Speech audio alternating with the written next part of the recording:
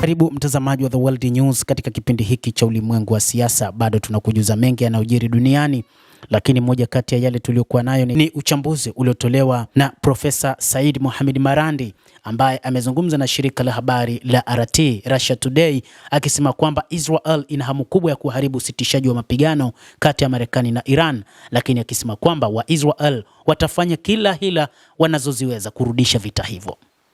Israel ina hamu kubwa ya kuharibu usitishaji wa mapigano kati ya Marekani na Iran. Profesa Said Mohamed Marandi anasema usitishaji wa vita katika Mashariki ya Kati na kufunguliwa tena kwa mlango wa bahari wa Hormuz kunatokana na ardhi iliyotetereka sana. Profesa Marandi amesema, akiongeza kuwa Israel itafanya kila liwezekanalo kuzusha vita katika eneo hilo. Akizungumza na shirika la habari la Russia Today RT, Marandi, mchambuzi wa kisiasa na profesa katika chuo kikuu cha Tehran, alisema rais wa Marekani Donald Trump amelazimika kukubali mfumo wa Iran wa mazungumzo, lakini hivi sasa kuna mharibifu na huyo ni waziri mkuu wa Israel Benjamin Netanyahu, aliongeza Profesa Marandi. Akiashiria kupigwa kwa Lebanon na vikosi vya Israel, amesema kuwa hii ina maana kwamba ahadi zilizotolewa na Marekani hazitekelezwi, na hiyo ina maana kwamba tunaweza kuwa na mwendelezo wa mgogoro. Marandi alimshutumu sana Benjamin Netanyahu, waziri mkuu wa Israel, pamoja na washirika wake kwa kutaka mzozo wa kiuchumi duniani uendelee.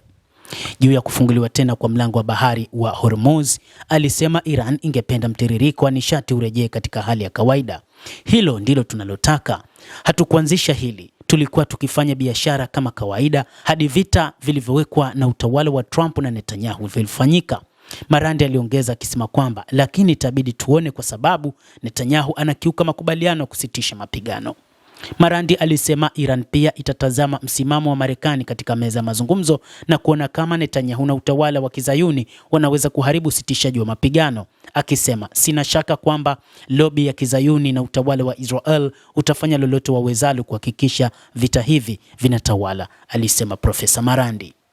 Profesa Marandi alisema jambo pekee ambalo Trump na Netanyahu wamefanikiwa kutokana na vita vyao dhidi ya Iran ni kuleta matatizo duniani.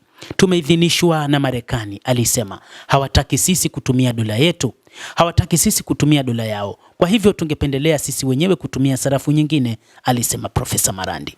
Utumiaji wa sarafu za Kihindi, Kirusi na Kichina ziko wazi kwa majadiliano, Marandi aliongeza. Nchi za Ghuba ya Uajemi zilikuwa mwenyeji wa kambi ya Marekani na kuwezesha mashambulizi dhidi ya Iran.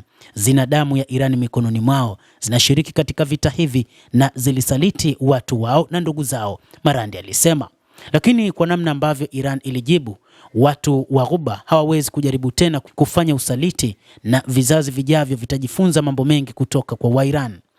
Endelea kutufuatilia mtazamaji, lakini nikusihi usisahau kulike, usisahau kucomment, kadhalika usisahau kusubscribe channel yetu hii upate habari hizi kwa mapana kupitia The World News. Naitwa Adam Hussein, endelea kuwa nasi wakati wote, endelea kutufuatilia.